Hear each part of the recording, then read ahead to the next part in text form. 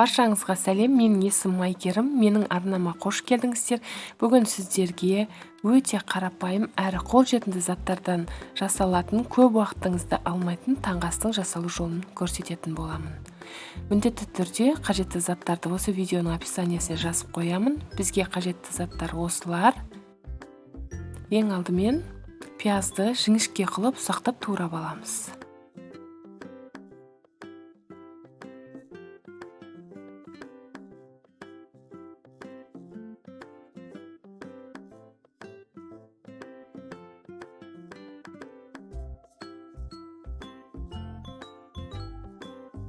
Пиязды турап болған соң қызанақты да кішкене қылып турап аламыз. Менің қызанақтарым кішкентай болғандықтан 3 қызанақ алдым.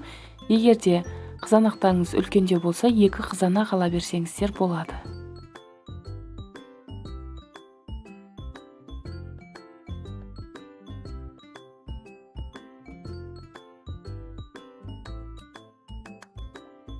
Қажетті заттардың барлығын турап дайындап алдық. Енді қызып тұрған табаға май құйып, ең алдымен пиязды қуырып аламыз, кішкене жұмсарғанша.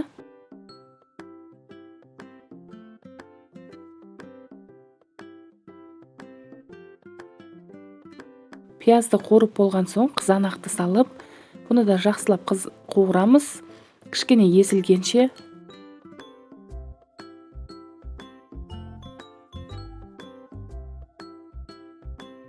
Қалауыңызша дәміне қарай тоз, бұрыш қоссаңыздар болады.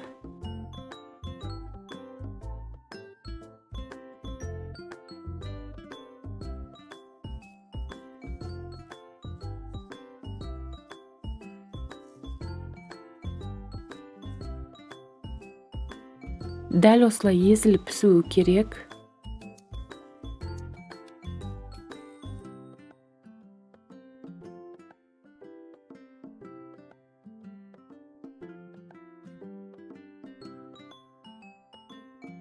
Енді дайындап алған жұмыртқаны үстіне салып, кішкене араластырып жібереміз осылай. Кейін бетін 5-10 минутқа жауып қоямыз. Жұмыртқасы піскенше. Қалауыңызша бетіне зелен укроп салсаңыз да болады.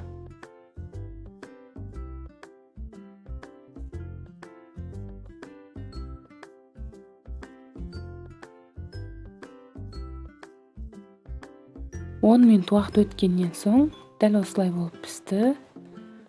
Дайын болған таңғы асты дастарханға ұсына берсеңіз болады.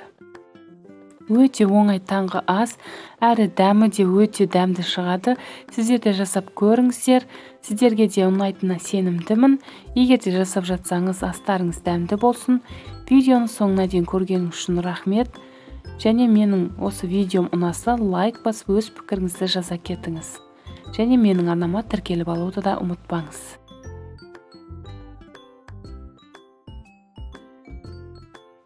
Алдағы уақытта көптеген қолжетімді заттардан жасалатын, яғни үй жағдайында жасалатын тағамдар мен тәтті торттардың рецептісімен бөлісіп отыратын боламын.